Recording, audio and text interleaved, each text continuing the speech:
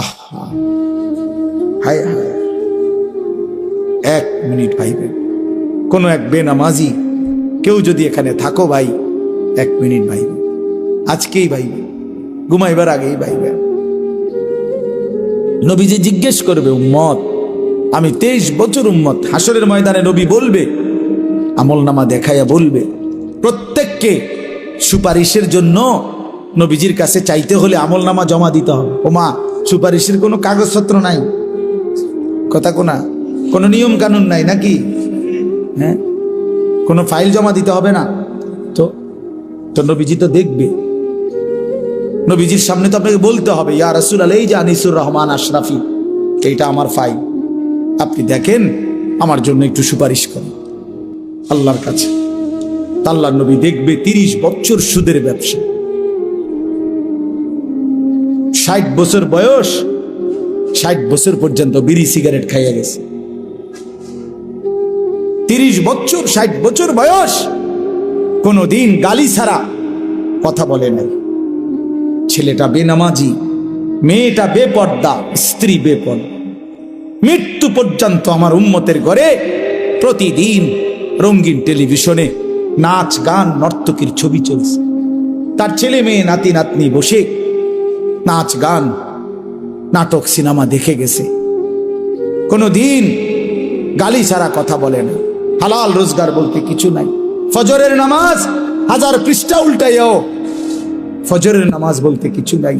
আল্লাহর কসম, আমরা উর্দু কিতাবে পড়ছি, নবীজি চোখের পানি ফেলে দিবে, নবী কাঁদবে, আল্লাহর নবী কাঁদবে, বলবে, উম্মত, আমি সেই নবী যে 23 বছর তোদের জন্য কেঁদেছিলাম। আমি সেই নবী যে পেটে ক্ষুধার কষ্টে 2টা পাথর বাঁধছিলাম। আমি সেই নবী তায়েফের রক্তে যে সমস্ত শরীর রক্তাক্ত করেছিলাম। উহুদের দান শহীদ করা রক্ত নিয়ে ময়দানে পড়েছিলাম বেহুশ হয়ে। আমার এত রক্ত, আমার এত চোখের পানি, আমার এত ক্ষুধার কষ্টের বিনিময়ে উম্মত, এই আমলনামা, তুমি আমারে এত বড় বেইজ্জতি কেমনে করলে? আমি কেমনে আমার আল্লাহর সামনে এটা দেখাবো যে, আয় মাওলা, এটা শ্রেষ্ঠ নবীর, শ্রেষ্ঠ উম্মতের আমলনামা? বলে, কোন বাপ যদি 8 বছর ছেলেটাকে ইউনিভার্সিটিতে পড়ায়, তো গরিব বাপ তার ছেলেটাকে মনে করেন ভিটা মাটি বসত সব বেচ্চা, নিজে না খাইয়া ছেলেটার 1 লাখ লাখ টাকা পড়ালেখার খরচ দিছে। 8 বছর পরে, 6 বছর পরে বাপ রেজাল্ট সার্টিফিকেট দেখতেছে যে ফেল। ওই বাপ কি পরিমাণ কাঁদবে? ওই বাপ কি পরিমাণ কাঁদবে? ওই বাপ বলবে না যে, বাপ, আমি তোরে মানুষ করার জন্য, তোর পড়ালেখার খরচ দেওয়ার জন্য ভিটাটা বেচা ফেলছি, মাটিটা বিক্রি করে ফেলছি, আমি জীবনে কোনো সুখের নাগাল পাই নাই। এই বছরও ভাই, এই গত হজ্জেও এক জিদ্দা থাকে এক প্রবাসী ভাই। আমি তো হজ উমরার সফরে গেলে প্রবাসীদের রুমে রুমে যাই। আমি আজ 32 বছর সৌদি আরব জিদ্দায় পড়ে আছি। কেউ 18 বছর, কেউ 16 বছর। জীবনের এই সুখের সময়টা যারা কাটাইছে বিদেশের জমিনে, যৌবনের পুরাটা টাইম শেষ করে দিছে বাপ। বিনিময় সেই বাপ যখন দেখে তার ছেলেটা ফেল, তখন সে বলবে, বাপ, তুই আমার এটা কি দেখাইবি? তুই আমার এতগুলো টাকা, তুই আমার এত বড় বেইজ্জতি কেমনে করলি বাপ? এটা বলবে না? তো নবী সাল্লাল্লাহু আলাইহি সাল্লামও বলবে, খোদার কসম নবীজিও বলবে, আল্লাহর কসম নবীও বলবে যে, উম্মত, তুমি আমার এত বড় বেইজ্জতি কেমনে করলে? আমার এতগুলো চোখের পানির এভাবে কেমনে ফিরায় দেব? এই জন্য একজনই, আমি আবারও বলছি, আমি সংখ্যায় বিশ্বাসী না। কয়জন শুনছে? খোদার কসম, আমার এটা কোনো ফিকির না। আমি এক ফিকিরের বিশ্বাসী, যে একজনই বুঝেন, একজন প্রিয় নবী সাল্লাল্লাহু আলাইহি সাল্লাম এবং সাহাবায়ে কেরামের কলিজার মধ্যে এই ফিকির ছিল মৃত্যু পর্যন্ত, যে আল্লাহ পাকের এক এক বান্দা কিভাবে জাহান্নাম থেকে বাঁচবে, এটাই ফিকির। এটাই আমাদের জিন্দেগি। বাবারা, আপনাদের কাছে অনুরোধ, নিজের ছেলে মেয়ের দ্বীনের প্রতি নজর দিয়ে যুদ্ধ করেন, কষ্ট করেন।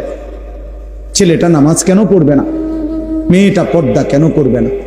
স্ত্রী কেন পর্দা করবে না? আপনি এটার উপরে হাজারবার চেষ্টা করেন। আলেমে দ্বীনকে পরামর্শ নেন, কোরআন সুন্নাহর দিক নির্দেশনা কি আছে এটা আপনি জেনে নেন। আপনি ওই পদ্ধতি প্রয়োগ করেন। স্ত্রী যদি নামাজ না পড়ে, আল্লাহর বিধান কি? স্ত্রী যদি পর্দা না করে, আল্লাহর বিধান কি? ছেলে মেয়ে যদি সেজদা না করে, হারামের মধ্যে লিপ্ত থাকে, আল্লাহর বিধান কি? এটা জেনে আমল করার চেষ্টা করেন। এমন নয়তো আপনিও আটকাবেন, সন্তানাদিও আটকাবেন। আখিরাতের ময়দানে কমপক্ষে প্রত্যেক মানুষকে নিজের এবং নিজ পরিবারের সদস্যদের ব্যাপারে আল্লাহ পাক জিজ্ঞাসা করবেন। এটুকুর জবাব সবাই দিতে হবে। কমপক্ষে এর মাফ কারণে আমি আর আমার বিবি বাচ্চা একই হিসাব আমারই দিতে হবে। তোমার বিবি বেনামাজি হলো কেন? বেপর্দা হলো কেন? তোমার ছেলে মেয়ে নামাজ পড়লো না কেন? আপনি কদ্দুর বলছেন, কি বলছেন, কদ্দুর চেষ্টা করছেন? আল্লাহর কাছে তো হিসাব আছে, ঠিক না? কথা বলে না কেন? আল্লাহর হিসাবে যদি হয় যে না, আমার বান্দা তার শেষ নিঃশ্বাস পর্যন্ত চেষ্টা করছে, তো ঠিক আছে, আল্লাহ মাফ করে দিবে। আর যদি আল্লাহ তো জানে আপনি কদ্দুর চেষ্টা করছেন না করছেন, আপনি নামাজের ফিকির করছেন যেদ্দুর, বিদেশের ফিকির করছেন তাতে 100 গুণ বেশি। আরে তো বাদ দাও, লাগতো না, পড়লে ফরুক, না পড়লে নাই, চাই বিদেশ ফাটাই দাও। বিদেশের 12 লাখ টাকা ব্যবস্থা করতে দুয়ারে দুয়ারে ঘুরছেন আপনি। 3 লাখ টাকা সুদে লইছেন, 3 লাখ টাকা কিস্তিতে লইছেন, 6 লাখ টাকা জমি বেচা লইছেন, 12 লাখ টাকা মিলাইয়া বিদেশ ফাটাইছেন আব্বা। এরপর হুজুরের থেকে আইয়া কইছেন, হুজুর খাস করে দোয়া করিয়েন তার লাগিয়া। আল্লাহ আল্লাহ করিয়া বহুত কষ্ট করে টাকা মিলাইছে, খাস করে দোয়া করতো। কি দোয়া? হুজুরে কি দোয়া করতো? যে আল্লাহ নিজের সুদে টাকা দিল, সেটি বরকত দেন নাকি? তো কি দোয়া করতো? হুজুরে কি দোয়া করতো? যে আল্লাহ ওনার কিস্তিতে বরকত দেন। এই দোয়া করলে তো হুজুরের ঈমান থাকবে। জানেন এটা? হারামের উপরে দোয়া করলে কি থাকে না? ঈমান থাকে। এরকম দোয়া যদি কোনো হুজুর জেনে বুঝে করে তো হুজুরের ঈমান থাকবে, তো মুসিবত না? আপনি কি খামখেয়ালি মনে করছেন? হারামের উপরে দোয়া করা যায় না, হারামের উপরে আল্লাহর কাছে কি করা যায় না, এটা নিষেধ, হারাম এটা। এই জন্য বিদেশ পাঠাইতে আমি নিষেধ করি না। যার রিজিক বিদেশ, সে বিদেশেই যাবে। যার রিজিক এখানে, সেখানেই থাকবে। প্রতি লোকমা যার খাবার যেখানে, সে সেখানে পৌঁছবেই।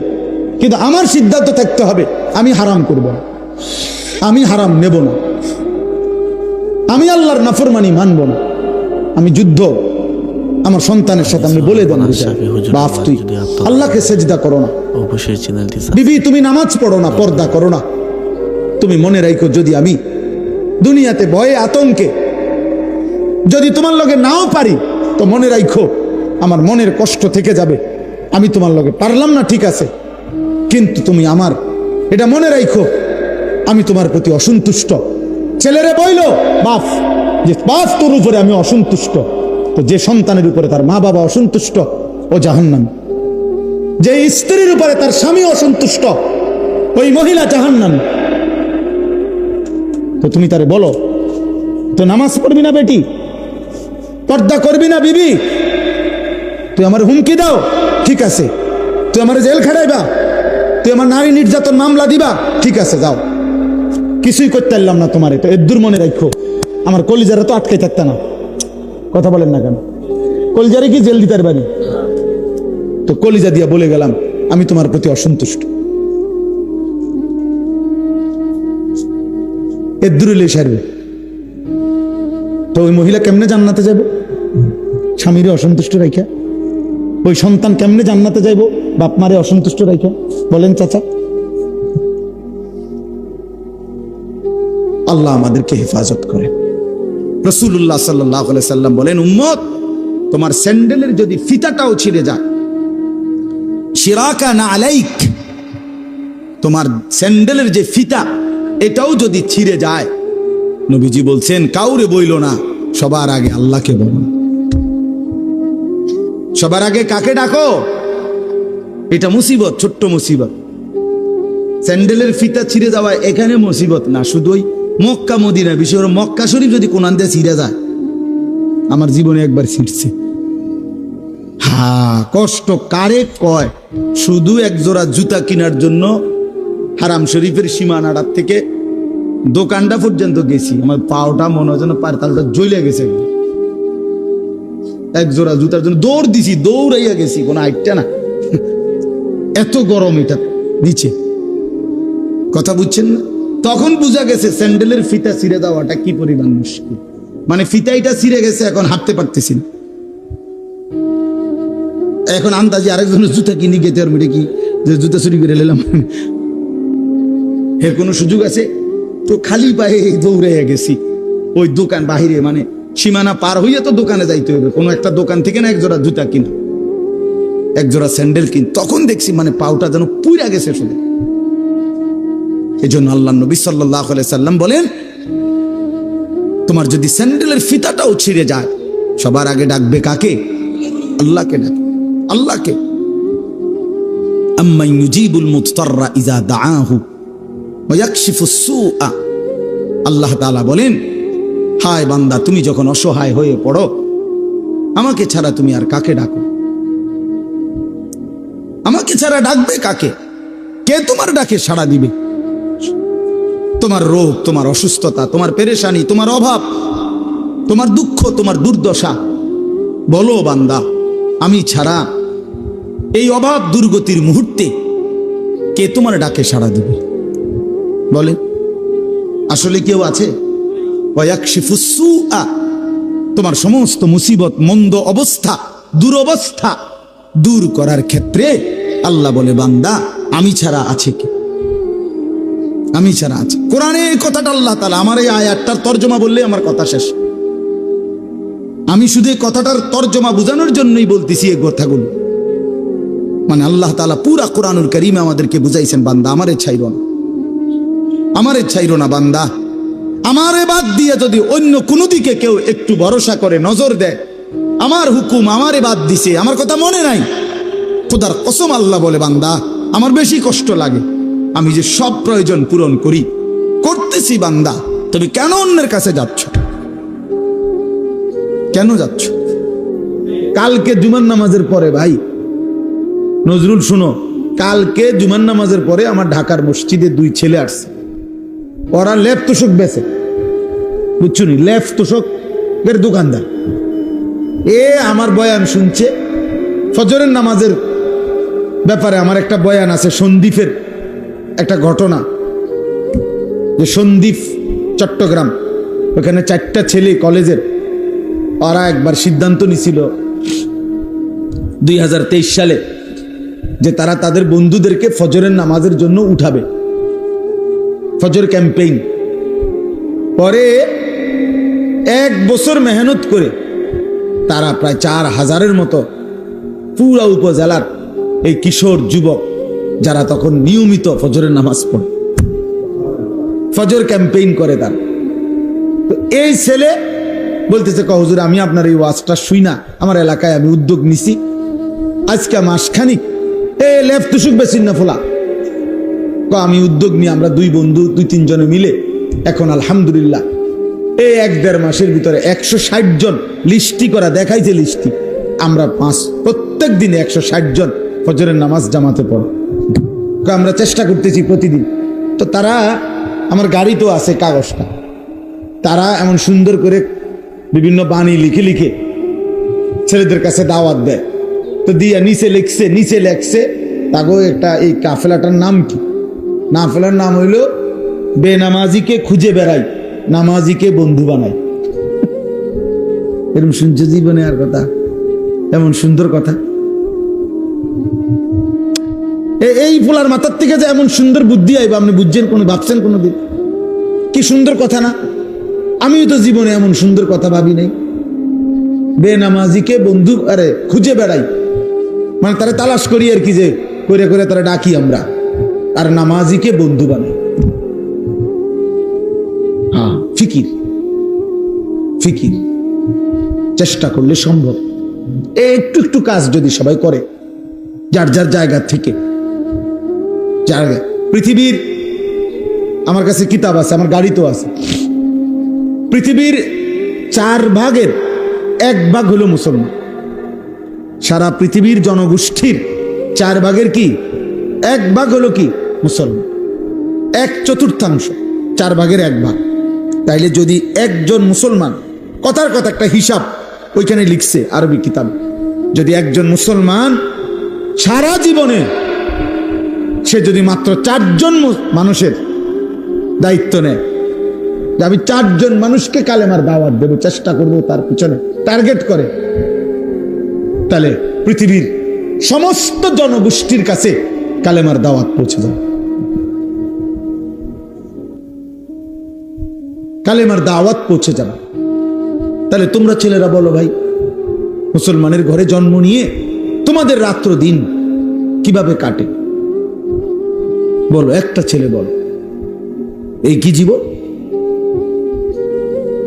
নারী, ছবি, মোবাইল আর মন মতো চলা।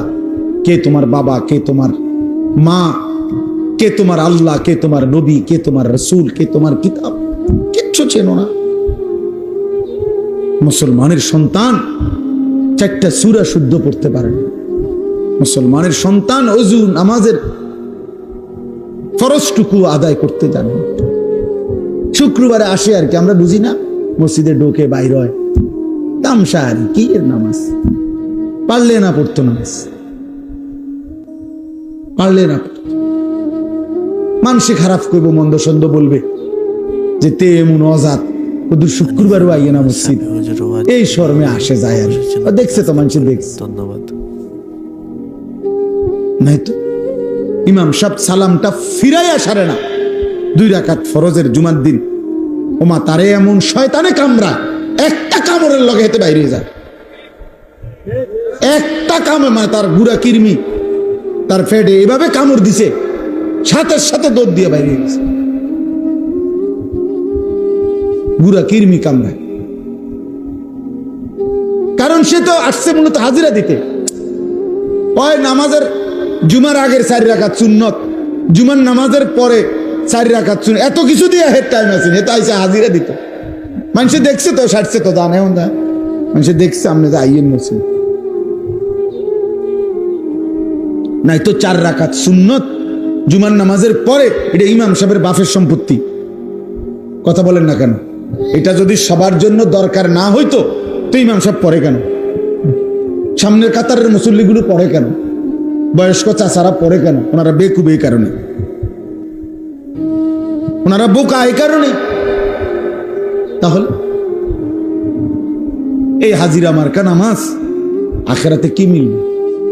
আমার শায়েখ আল্লামা মুফতি মুশতাকুন নবী সাহেব বলে যে, হে মুসলমান, যেই নামাজ তোমার মসজিদের থেকে 100 হাত সামনে চা দোকানের আড্ডা, টেলিভিশনের আড্ডা থেকে ফিরাইতে পারলো না, সেই নামাজ তোমারে জাহান্নাম থেকে কেমনে ফিরাবে?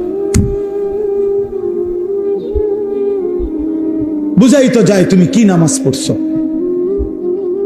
বুঝাই তো যায়, বুঝাই তো যায়। নামাজের মধ্যে যদি ওই যে আপনি লাল কালি দিয়ে যদি ভুল দাগ দেন, তো এরপরে আর সাদা লেখা পাইতেন না, পুরাটাই কি হয়ে যাবে? লাল হয়ে যাবে। আমার এক হুজুর বলছিল, আমি ছাত্রের খাতা কাটছি পরীক্ষার, সিদ্ধান্ত নিয়েছিলাম যে লাল কালি দিয়ে দিয়ে ভুল দাগ দিছি, এক একটা ভুলে 2 নাম্বার করে কাটা। হুজুরে বলছিল আর কি, এরকম ভাবে আমি খাতা কাটছি, কয়েকটা ছেলের খাতা কাইটা শেষে লাল কালি দিয়ে দিয়ে ভুলটি তো সব দাগ দিছি, পরে যখন গুনছি এবং হিসাব হইল কি যে প্রতি ভুলে কত নাম্বার কাটা, পরে গুন্না দেখছি আমি তার থেকে আরো 24 নাম্বার পাই ছাত্রের থেকে। তার মানে 62টা ভুল, তো 50 দুগুণে 100 তো গেছেই গা, আরো 12টা ভুলের কারণে আরো 24 নাম্বার হুজুরে ফায় হেতে, এতো অন্য বিষয়ের থেকে হাওলাত নিতে হবে। মানে ভুলের পরিমাণটা বুঝাইছে আর কি, যে মূল 100 গিয়ে আরো কি 24 আরো রয়েছে ভুল, ওইটা কোথেকে দিব, তো পুঁজিই নাই আর। তা আমাদের নামাজের যদি এমন হয়, আখিরাতে কি নেকি মিলবে বলেন? কি নেকি মিলবে? কথা তো ছিল, আল্লাহ তাআলা কোরআনে বলছেন নামাজ গুনাহ থেকে ফিরায়, বলছে না? কথা বলেন না কেন? নামাজ গুনাহ থেকে ফিরায় কিনা আল্লাহ বলছে কিনা? ইন্নাস সালাতা তানহা আনিল ফাহশাই ওয়াল মুনকার। তাহলে এখন নামাজ যদি গুনাহ থেকে না ফিরায়, তাহলে বোঝা গেল আল্লাহর কথা, আল্লাহর কথা কোনটা? আপনার কথা সঠিক না আল্লাহর কথা সঠিক? তো তাইলে নিশ্চয় আমার নামাজে ত্রুটি, নিশ্চয় আমার সেজদাতে ত্রুটি। এই জন্য যারা নামাজ পড়ে না তারা তো পড়েই না, আর যারা পড়ে অথচ গুনাহ থেকে বাঁচে না, আপনি খবর নিলে যাচাই করলে দেখবেন তাদের নামাজের মধ্যে শত শত ভুল। এই কারণে ওই নামাজের ওই শক্তি আসে না যে শক্তিতে তাকে গুনাহ থেকে ফিরান। এই জন্য যারা আবার নামাজ পড়ে, আপনাদেরকে বললাম ওযু নামাজ ঠিক করেন। একজন আলেমের সাথে সম্পর্ক ছাড়া আখিরাতের জীবন সুন্দর হবে না। নিজে নিজে মাতবরি করলে হইতো না, ওলামায়ে কেরামের কাছে আসতেই হবে, আলেমে দ্বীনের কাছে আসতেই হবে, আল্লাহকে ভালোবাসতেই হবে, প্রিয় নবী সাল্লাল্লাহু আলাইহি সাল্লামকে ভালোবাসতেই হবে আখিরাত যদি চান। এই আমার শেষ কথা। আজকে জওয়ান বলেন, বুড়ো বলেন, বাচ্চা বলেন, শিশু বলেন, সবাই যেন প্রতিযোগিতা করতেছে কিভাবে নবীজির সুন্নত ত্যাগ করা যায়। মেসওয়াক 60 বছরের বুড়াও চেনে না, 6 বছরের বাচ্চাও চেনে না, কেউই বোঝে না। ঘরকে ঘর এমন না, দস্তরখান 6 বছরের বাচ্চাও চেনে না, 60 বছরের বুড়া মেয়েও চেনে না। তো কি হলো, চাচার সমান হলো না? টেলিভিশন 6 বছরের বাচ্চাও দেখে, 60 বছরের বুড়া চাচাও দেখে। কথা বলেন না কেন? তো তো বরাবর হয়ে গেল না? বরাবরই তো হয়ে গেল, বরাবরই তো হয়ে গেল। বাচ্চাও মিথ্যা বলে, বুড়াও মিথ্যা বলে, বয়স্ক মানুষও সুদ খাচ্ছে, বয়স্ক লোক কিস্তি নিতেছে, বয়স্ক লোক কথায় কথায় গালিগালাজ করতেছে। 30 বছর মহিলা বেপর্দা, 40 বছর মহিলা বেপর্দা, প্রতিদিন মহিলার আওয়াজ পর পুরুষ শুনে, পর পুরুষ শুনে। একবার জীবনে নবীর স্ত্রীরা 9 জনে নবীজির কাছে বলছে, আমাদের খাদ্য খাবারের একটু কষ্ট হয়, আপনি যে অতিরিক্ত যুদ্ধের যে সম্পদ পান সেখান থেকে আমগো বরাদ্দ মাঝে মধ্যে গনিমতের মাল পাইলে একটু বাড়াইয়া দিলে হয় না? এই কথাটা একবার জীবনে বলছে রাসূলুল্লাহ সাল্লাল্লাহু আলাইহি ওয়াসাল্লামের স্ত্রীরা 9 জন। আল্লাহর নবী সাল্লাল্লাহু আলাইহি ওয়াসাল্লাম সেদিন এশার নামাজ পড়ে আর ঘরে যায় নাই। মনটা কষ্ট পাইছে, হায় আমার বিবিরা দুনিয়া চাইলো, আমার ঘরে থাইকা আমার বিবি হইয়া ওরা দুনিয়া চাইলো। তো মন খারাপ করে যখন তিনি মসজিদে বসে আছেন, এশার নামাজের উপরে ঘরে যাচ্ছে না, হুজরায়, তো আল্লাহ তাআলা বলছে, বন্ধু, ইয়া আইয়ুহান নাবিয়্যু কুল লিআজওয়াজিকা ইন কুনতুন্না তুরিদনাল হায়াতাদ দুনিয়া ওয়া যিনাতাহা ফাতাআলাইনা উমাত্তিউকুন্না ওয়া উসাররিহুকুন্না সারাহান জামিলা। আপনি যান, ঘরে যান, মন খারাপ করেন না। আপনার বিবিদেরকে গিয়ে বলেন, হে বিবিরা, যদি তোমরা দুনিয়া চাও, সম্পদ চাও, তো যা লাগবে, যা কিছু ফার্নিচার, আসবাব, গহনা, কসমেটিক্স যা লাগবে বলো, আমি সব তোমাদেরকে দিয়ে দেব, এক শর্তে, শুধু আমি রাসূলের স্ত্রী, এটা ছেড়ে দিতে হবে। বুঝেন নাই? মুহাম্মাদের স্ত্রী থাকতে পারবা না, আমার থেকে তালাক নিয়ে নিতে হবে, এরপরে যা বলো সব দেব, সব দেব। وَإِن كُنتُنَّ تُرِيدْنَ اللَّهَ وَرَسُولَهُ وَالدَّارَ الْآخِرَةَ فَإِنَّ اللَّهَ أَعَدَّ لِلْمُحْسِنَاتِ مِنكُنَّ أَجْرًا عَظِيمًا। আর যদি আল্লাহকে চাও, রাসূলকে চাও, আখিরাতকে চাও, তো এখন নিয়মিত নেক আমল করতে হবে, মুহসিনাত হইতে হবে, মানে নেককার নারী হইতে হবে। তাহলে আমি আল্লাহ ওয়াদা দিলাম সর্বশ্রেষ্ঠ বিনিময় জান্নাত দিয়ে দেব। সিদ্ধান্ত নাও, দুনিয়া চাইলে রসুল ছেড়ে দাও, আল্লাহ রসুল আখেরাত চাইলে দুনিয়া ছেড়ে। আল্লাহ নবী সাল্লাল্লাহু আলাইহি সাল্লাম আম্মা জান আয়েশা রাদিয়াল্লাহু তাআলা আনহাকে বলছে, ঘরে আয়েশা নবীর স্ত্রী আয়েশাকে, আয়েশা শোনো, তোমাদের দাবি দেওয়ার ক্ষেত্রে আল্লাহর পক্ষ থেকে এখন আয়াত নাযিল হয়েছে, আমি শুনাইতেছি। তবে ভূমিকা বলছে নবী একটা, যে আয়াতটা বলার আগে আগে শোনো, তৎক্ষণাৎ জবাব দিও না। তুমি বাকি 8 জনের লগে মিটিং করো, মশওয়ারা করো, পরামর্শ করো। প্রয়োজনে তোমরা তোমাদের বাড়িতে যাও, যাইয়া তোমাদের আব্বা মা, ওই ছেলে ওই দিক দিয়ে জায়গা আছে তো বাবা, ওই দেখো ওই দরজাটা দিয়ে ঢোকো, তুমি আও বাপ, এদের ঢুকে শোনো কতক্ষণ। তো দেখেন নবীজি ভূমিকা কয় যে তোমাকে আব্বা মার লগে দরকার হলে গিয়ে কি করো, বুঝ কইরো, পরামর্শ কইরো, তোমরা মিটিং করো। তো এরপরে উত্তর দিলে চলবে, নগদ উত্তর দিও না। আয়েশা রাদিয়াল্লাহু তাআলা আনহা বুঝছে ঘটনা ভালো না, মনে আর বুঝুন তো, যা বুঝার বুঝাই লাগছে যে লক্ষণ ভালো না, যে এমনি গুছাইতে আছে।